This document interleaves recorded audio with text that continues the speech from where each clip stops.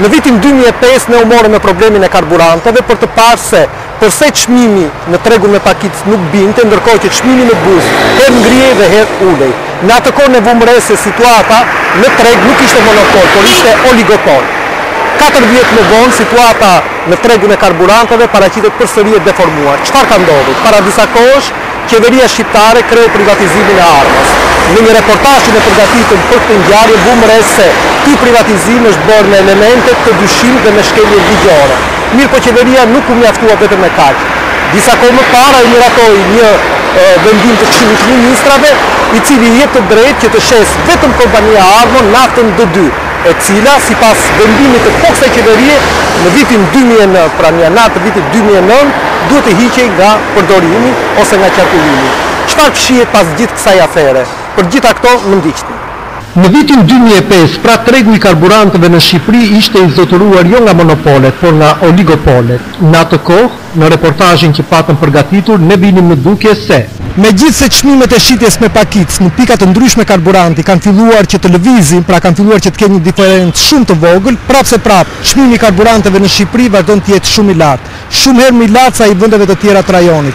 Dhe kjo me sa duket ka ardhur për shkak se në Shqipëri kemi situatë monopol. Dhe zoti Zef Preçi, ish ministri i energjetikës dhe ish kryetari i autoritetit të konkurrencës, thoshte: Në thelb tregu është i hapur, por nuk është i lirë. Domethënë ka elemente të cilët të çojnë ngrirje të tregu apo në ndarje të tregu me operatorëve dhe në dëm të konsumatorit. 4 vjet më pas, edhe qeveria demokratike që pati shpallur në programin e saj se do të luftonte monopolet dhe korrupsionin, bëri krejtësisht të kundërtën. Çfarë ka ndodhur dhe çfarë mendon sot zoti Zef Preçi? Ka ndodhur një proces jo transparent, do të thosha, i privatizimit të Armos, atëherë kemi të bëjmë një përkesim të mëtejshëm të funksionimit të këtij tregu, për të cilin janë të pakënaqur të gjithë. Për ashtu qeverinë, konsumatorët janë të pakënaqur, operatorët ekonomikë çitës më shumicë janë të pakënaqur, natyrisht ka konversim interesave të tyre, dhe të pakënaqur janë dhe palëtjerët të interesuara, operatorët e pakicës e tjerë. Pra kemi bëjmë një situatë ku tregu përgjithsisht nuk vetë rregullohet, por elementet të ndërhyrjes e kanë deformuar në dëm të konsumatorit qytetarit. Pra, në privatizimin e kompanisë shtetërore Armo, qeveria shqiptare jo vetëm që e thelloi monopolin, por po favorizon në mënyrë të hapur vetëm një kompani, Taçi Oil. Këto ditë media dhe opinioni është përfshirë veç të tjerash edhe nga një debat i gjerë për ato që mund të quhet me emrin debati për naftën D2. Ky debat nuk mund të kuptohet pa parë edhe një herë se çfarë ndodhi me privatizimin e Armos, kompanisë shtetërore të rafinimit dhe shitjes së naftës dhe nën produkteve të saj. Në një debat televiziv zhvilluar para disa kohësh, gazetari i njohur Andrea Stefani i thot zotit Genco Ruli se privatizimi i Armos u bë për të favorizuar një kompani të vetme. Ndiqni këtë debat. Me të drejtë juve, ministër, thoni që ja kemi thënë, kur e keni këtë, pse se keni vënë specifikimet teknike që nuk e keni, në dokumentacion që do dyshi edhe për një vit do të prodhohet dhe do të shitet në vend. Pse se ke vënë? S'është kjo është gënjeshtër dhe unë do të sjell dokumentat me këtë. Si s'ka qenë vendimi i parë? Jo, s'ka qenë. Si s'ka qenë nuk e keni specifikimet teknike dhe kjo është gënjeshtër. Patjetër ka qenë. Kjo është atëherë do të vim në klan dhe do ta vërtetojmë. Se vërtetojmë do të si s'ka qenë. Jo, ta sjellun për kontratën. Domethënë, kjo është gënjeshtër. VKM-ja e 147 ka qenë në tendera flitet me letra, me dokumenta. Ju si keni bërë.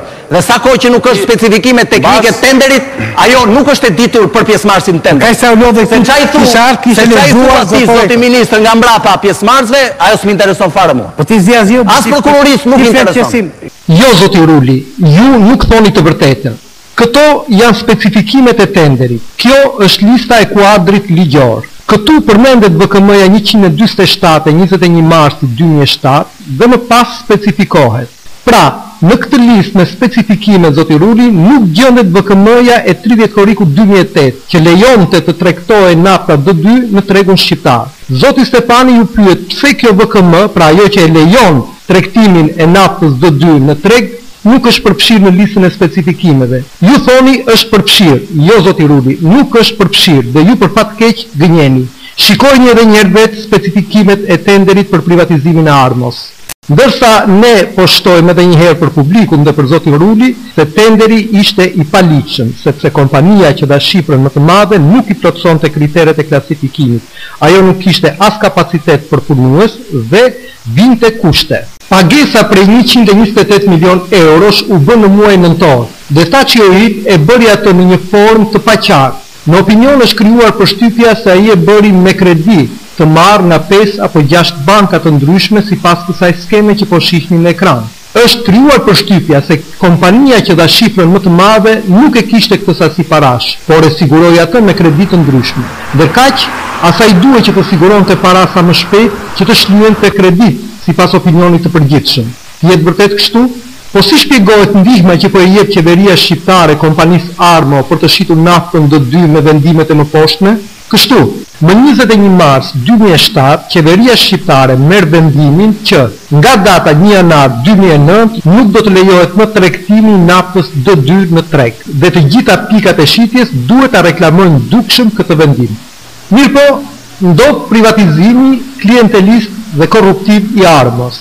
Dhe qeveria, më 30 korrik 2008, pra 2 muaj pas ishte shpallur fituesi i privatizimit të Armos, tenderi të cilit u zhvillua më 21 maj 2008, merr një vendim tjetër që e përmbys të parin.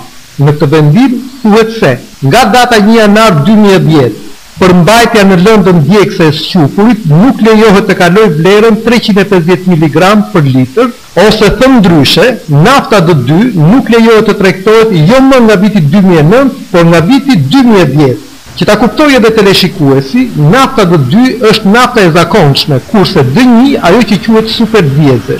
Po kush do ta tregtoj për një vit naftën D2, pra nga viti 2009 deri në vitin 2010, naftën D2 do ta tregtoj vetëm kompania Armo e privatizuar nga Taçi. Këtë monopol ja jep qeveria shqiptare me këtë vendim. Këtë monopol të paligjshëm e kundërshtoi shoqata e hidrokarbureve, autoriteti i konkurrencës, të gjithë. Mirëpo, megjithëse është shkelur kushtetuta, janë prishur rregullat e tregut, qeveria nuk u tërhoq. Ajo bëri vetëm një modifikim. Pasi detyron operatorët e tjerë që të blejnë naftën të Rezat Taçi, ajo i ka ngarkuar importuesit me një sër burokracish. Ministri Luli, oponent dhe autoritetit në mënyrë që ky operator i vazhdimit që e detyruar të shpërndajë sipas përqindjeve të caktuara peshës që kanë në treg të gjithë operatorët e tjerë të famshëm D2 është importuar të dysh përpara. Po tani import nuk do ne që rrëllë pasaj. Edhe kjo, drejtë dhe për një vit.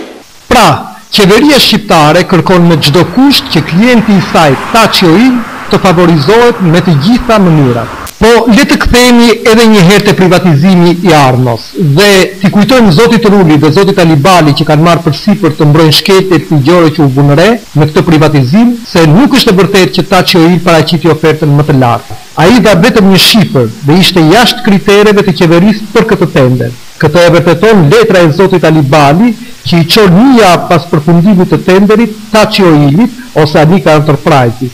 Në të letër që ne kemi përmendur në reportazhin e kaluar, i kërkohet kompanisë fituese që të rregullojë tërësisht dokumentacionin.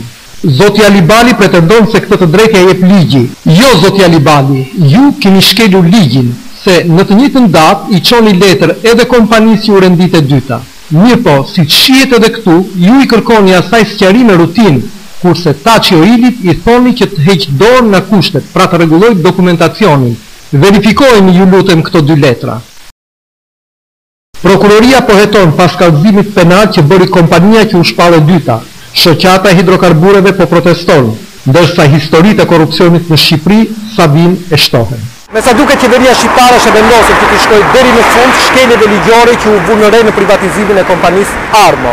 Favorizimi që u bë kompanisë Taçi tashmë është i qartë, por vendimet e fundit të qeverisë që i japin të drejtë Armo si të shesje vetme naftën D2 në treg të paktën për një vit, vërtetojnë se i gjithë ky proces, pra nga privatizimi i Armos dhe deri në fund, fsheh elemente korruptive, elemente të shkeljes ligjore të cilat ne presim që t'i zbardhë sa më shpejt prokuroria.